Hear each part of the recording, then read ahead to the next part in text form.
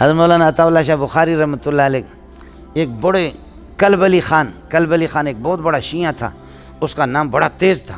شاہ صاحب نے اس کا نام سنا تھا، اس نے عطا اللہ شاہ بخاری کا نام سنا تھا کہ عطا اللہ شاہ بخاری بھی خطرناک آدمی، ایک دوسرے کی کبھی ملاقات نہیں ہوتی۔ ایک دن اللہ کی شان کسی بس میں کلب علی خان بیٹھ گیا، شیعہ جبے کے ساتھ، شاہ صاحب اس کے ساتھ بیٹھ گیا، اتفاقاً یہ جمع ہو گیا۔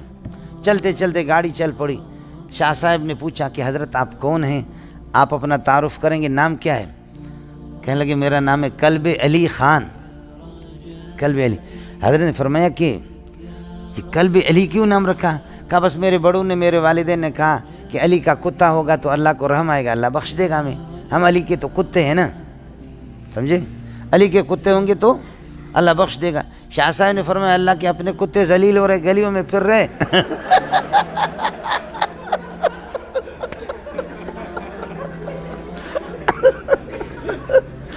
شاہ صاحب رحمۃ اللہ فرمایا کہ اللہ کے اپنے کتے گلیوں میں ذلیل ہو رہے، سمجھے، ان کو کچھ نہیں مل رہا اور علی کے کتے کو بخشے گا۔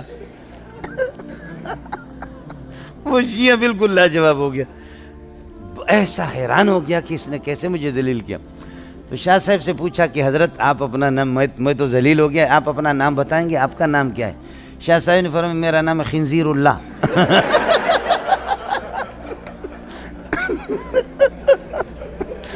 آپ کا نام کہتے، میرا نام کیا ہے؟ خنزیر اللہ۔ اس نے کہا خنزیر اللہ بھی کوئی نام ہے؟ تو کہا کیا کلب علی خان کوئی نام ہے؟ اللہ جب علی کے کتے کو بخشے گا تو اپنے خنزیر کو پہلے بخشے گا۔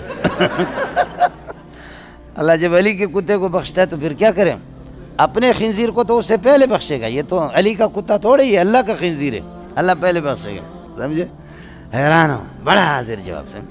قادیانی نے کہا کہ غلام احمد قادیانی، غلام کو کاٹو، احمد رہے گا، احمد نبی کا نام ہے، وہ مبشرا برسول یاتی من بعد اسمہ احمد، میرے بعد ایک نبی آئے گا جس کا نام احمد ہے، وہ احمد میں ہوں، غلام کو کاٹو۔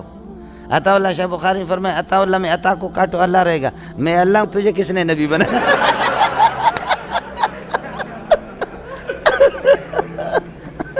میں اللہ آپ کو نبی نہیں، آپ کو نبی نہیں بناتا تو پھر آپ کہاں سے نبی بن گئے؟